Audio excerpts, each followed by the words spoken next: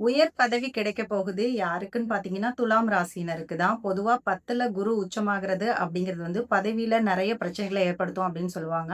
இது வந்து இந்த மாதிரி புரிஞ்சுக்க கூடாது. எந்த ஒரு பொசிஷன்ல இப்ப இருக்கீங்களோ, அதிலிருந்து உங்களுக்கு வந்து ஒரு சேஞ்ச் ஓவர் கிடைக்க போகுது. இல்ல ஒரு நெக்ஸ்ட் லெவலுக்கு போறீங்க அப்படின்றது தான் அது அர்த்தம். இத விட இன்னும் ஒரு மேம்பட்ட நிலைக்கு தான் நீங்க போக போறீங்க. அது வேலையில இருந்தாலும் சரி, இல்ல தொழில்ல இருந்தாலும் சரி, உங்க தொழில விரிவுபடுத்துற மாதிரியான அமைப்போ, இல்ல இப்ப பண்ணிட்டு இருக்க தொழிலுக்கு அப்படியே கான்ட்ராஸ்டான இன்னொரு பிசினஸ்ல ஈடுபட்டு, அதுல நல்ல நிலைமைக்கு போறது. இந்த மாதிரியான விஷயங்கள தான் குரு பகவான் உங்களுக்கு செஞ்சு தர போறாரு.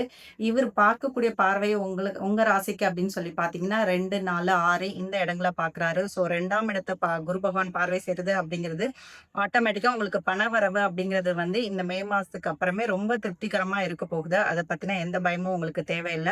6ஆம் இடத்த பார்க்குறது அப்படிங்கிறது வந்து, இது நாள் வரைக்கும் இருந்த நோய்க்கு வந்து ஒரு நல்ல ஒரு தீர்வு கிடைச்சு, நெறைய ஆரோக்கிய மேம்பாடுகள் அடையறதுக்கு உண்டான வாய்ப்புகள் தான் அதிகமா இருக்குது.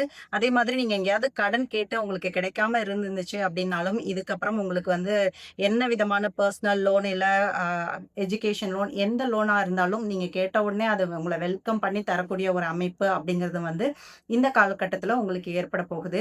நீங்க வந்து செய்யக்கூடிய விஷயங்கள்லாம் நீங்க அந்த வரக்கூடிய சேஞ்சஸ வந்து நீங்க அடாப்ட் பண்ணிக்கிறது தான். இந்த சேஞ்சஸ்க்கு நான் ஒத்துக்க முடியல என்னால அப்படின்ற மாதிரி இல்லாம, அந்த ஃப்ளோலயே போயிட்டு அந்த சேஞ்சஸ வந்து நீங்க கோ த்ரூ பண்ணுங்க. கண்டிப்பா இந்த குரு பெயர்ச்சி வந்து உங்களுக்கு ரொம்ப பிரம்மாண்டமான வெற்றிகள தரக்கூடிய விஷயமா தான் அமையும்.